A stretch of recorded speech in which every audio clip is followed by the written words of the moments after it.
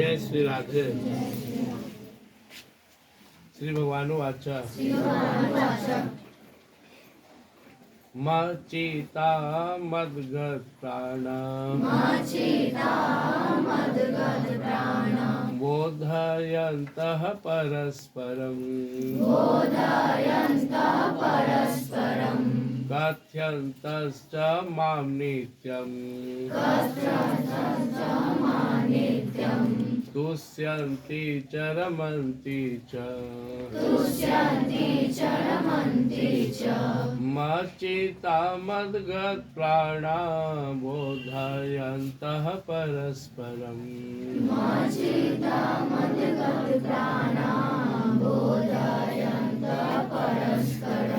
कथयन्तश्च मां नित्यं तुष्यन्ति च रमन्ति च।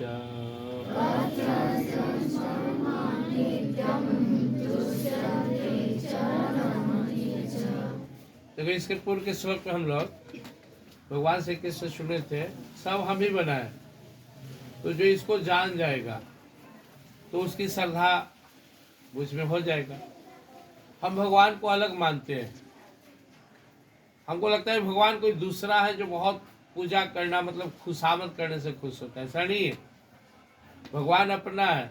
फिर पूजा पाठ जप तप ये सब करने की आवश्यकता है। पूजा पाठ जप तप से भगवान खुश नहीं होते। पूजा पाठ जप तप करने से हमारा मोह भ्रम खत्म होता है। भगवान तो खुश है ही हम पर। दुनिया में जितना भी साधना है ना, मंदिर जाओ, तीर्थ स्थल जाओ, तपस्या करो, योग करो, ध्यान करो, ये इसलिए नहीं करना है कि इससे भगवान हम पर खुश हो जाएंगे। भगवान तुम पे खुश है। जितनी भी साधना है वो इसलिए करना है कि हम आत्मा है और अपने को शरीर मानते हैं, इस भ्रम का नाश हो जाए। इसी लाइट क्यों जलाए? लाइट इसलिए नहीं जलाए कि अब प्रकाश हो जाए। लाइट इसलिए जलाए कि अंधेरा मिट जाए।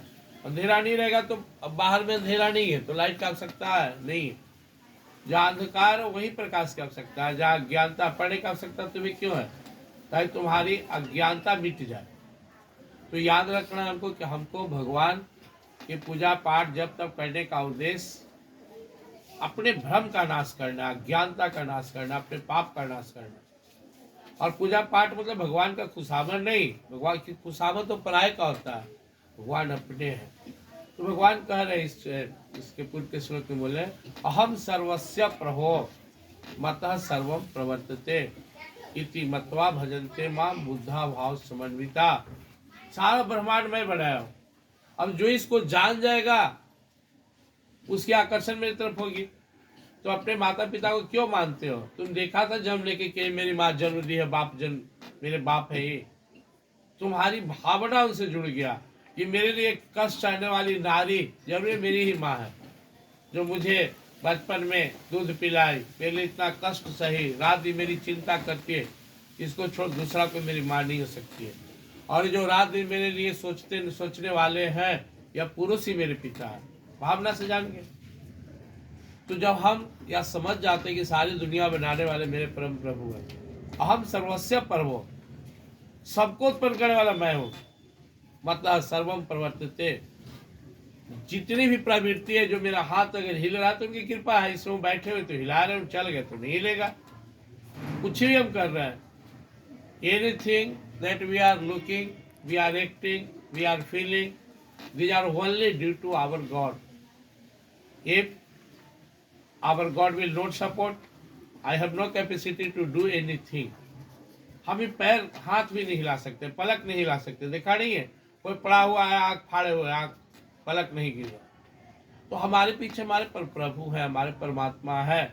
ना डरना है, ना घबराना है, अच्छा काम करना है। मतः सर्वम प्रवर्तते, सबकी प्रवृत्ति मुझसे ही है। इति मत्वा भजन्ते मां बुद्धा भाव समन्विता। जो इसको जानता है वो बुद्धिमान उससे जुड़ जाता है, मुझे भजन करता है। भज का एक दूसरा अर्थ होता है, भज मतलब संस्कृत में होता है सेवा। भगवान को भजने का अर्थ नहीं है कि सब काम धाम छोड़ के आंख बंद करके बैठना। मतलब जो भी हम करते हो भगवान के लिए करें, यही भजना है। तो उसके बाद उसको धीरे धीरे भगवान से प्रेम हो जाएगा। तुम्हारे सामने दो विकल्प रहता है। तुम बाजार जाते हो, तुम्हें सब्जी खरीदनी है, तुम्हें वहां पे टमाटर लेना है, तुम 5 दुकान घूमते हो और एक जगह से ले लेते हो। क्यों? तुम जिसको वेस्ट समझते हो ले लिया। दूसरा, तुम्हारे पास जितनी कैपेसिटी है, अब कोई बढ़िया भी लग रहा है तुम्हारे पास तो पैसा नहीं ले पाओगे कोई सामान बाजार का। लेकिन भगवान बिल्कुल फ्री में भी ले रहा है और सबसे बेस्ट है, तो कौन नहीं लेना चाहेगा? दुनिया में वो सब अभागे हैं जो इतने अच्छे परम प्रभु को, इतने प्यारे, इतने दुलारे, इतने सामर्थ्यवान, इतने विद्वान, करुणा निधान, उनको छोड़कर दूसरे जगह दिल लगाता है। बाकी दुनिया में कहीं लगाओगे तो नश्वर है, कुछ दिन का संबंध है। लेकिन जब भगवान से प्रेम कर लिया तो जन्म जन्म के क्या प्रेम बन गया। सच्चा दोस्त हमारे भगवान है, सच्चा सुहृद, सच्चे पिता, सच्चे माता, सच्चे गुरु, सच्चा साथी, सच्चा संकट मोचन कर हमारे भगवान है। नहीं जानते तो जब जान गए तो क्या हो गया, अभी समझ में आने लगा गीता सुनने से, सत्संग करने से, कि मेरा अपना यही है। हाँ यही है, सारा दुनिया का मालिक, बिल्कुल सारे देवी देवताओं का स्वामी। हाँ, तो आप उनमें आकर्षण होने लगेगा, प्यार होने लगेगा उनसे, क्योंकि तुम जिसे अपना मानते हो उसी से प्रेम होता है।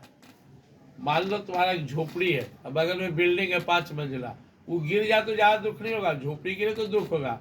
तुम्हारी दादी 100 साल की, एकदम बूढ़ी, शरीर जीर्ण शीर्ण, और बगल में एक जवान आदमी है, वो जवान डेथ कर जाए तो उतना दुख नहीं होगा कि अपनी बूढ़ी दादी मर गए तो खुश हो गए। क्यों? यहाँ अपनापन है। तो भगवान से अपनापन हुआ तो फिर क्या होगा? भगवान आज के श्लोक में बता रहे हैं, मत चिता मत गत प्राणा। अब तुम्हारे चित्त में मैं बसने लगूंगा। जो जिससे प्यार करता है उसको बार बार याद करता है, तो भगवान बार बार याद आने लगेंगे। और जब भगवान चित्त में आ गए ना तो तुम्हारे प्राण में उतर जाएंगे। प्राण का अर्थ होता है जो हमारा चेतना है, जो जिसके वजह से हम जिंदा है, काम कर रहे हैं। तो मचिता मदगत प्राणा, चित्त में भगवान है, प्राण में भगवान है, तो हम क्या करेंगे? हम अगर कुछ बोलते हैं तो क्या बोलते हैं? जो मेरी भावना है। अब मेरी भावना में भगवान बसे हुए, मेरे दिल में भगवान है, तो बोध्यंता परस्परम, हम आपस में बात करेंगे तो भगवान की चर्चा करेंगे। कहीं ना कहीं भगवान श्री कृष्ण के प्रति तुम लोग का आकर्षण है, तभी तो गीता सुन रहे हो। तो 3 अवस्था भगवान दिखा रहे हैं कि जो यह समझ गया कि सबके स्वामी हमारे परम प्रभु है, मैं भी इन्हीं का हूं, ये मेरे हैं, तो अब वो दिल में मुझे बसाएगा। दिल में बसाएगा तो प्राण से चाहेगा।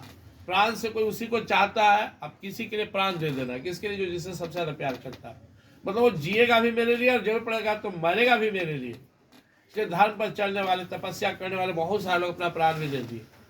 और बोध्यंता जब बात भी करेगा तो मेरे बारे में, और वार्तालाप से भगवान ने नहीं दिया। बोध्यंता मतलब एक दूसरे को जनाएगा कि हाँ ठीक करते हो। सब बदलने वाला है भगवान ही, साथ देने वाला है। एहसास करना और कराना, इसको बोध्यंता कहते हैं।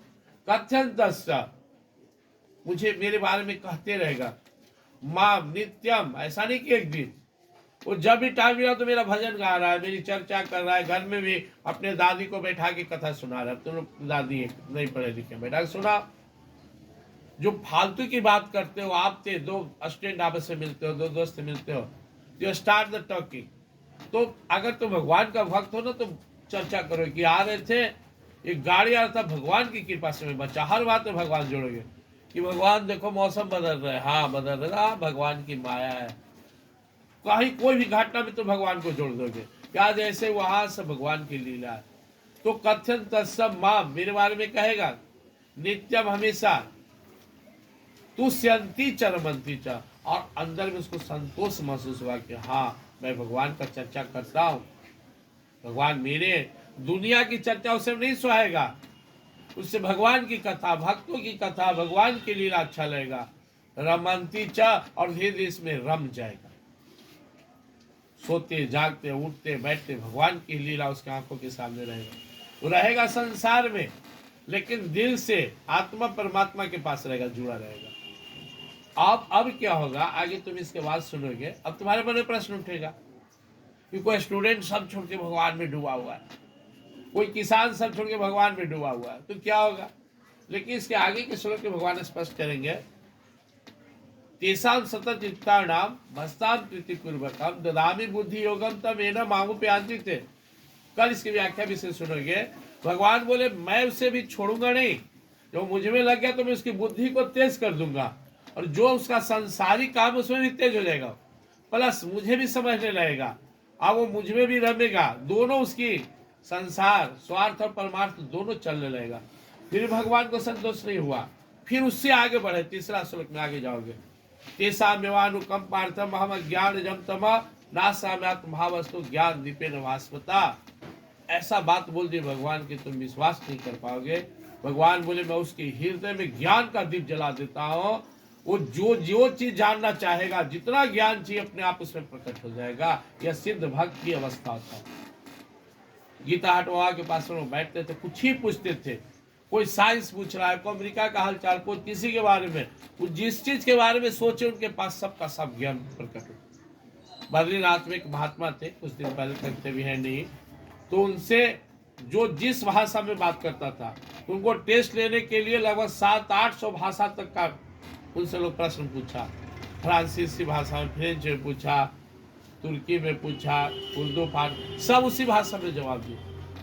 जब इस्कॉन के संस्थापक परम पूज्य प्रभुपाद जी महाराज अमेरिका गए, तो वैज्ञानिक इनके बात को काटा, तो बोले बैठो तुम साइंस लेकर। वहाँ का टॉप वैज्ञानिक बैठा और ही पटी बैठे, सब इनके बात से सहमत हो गया, सब का अहंकार टूट गया, सब भक्त बन गया, सब बड़े बड़े साइंटिस्ट।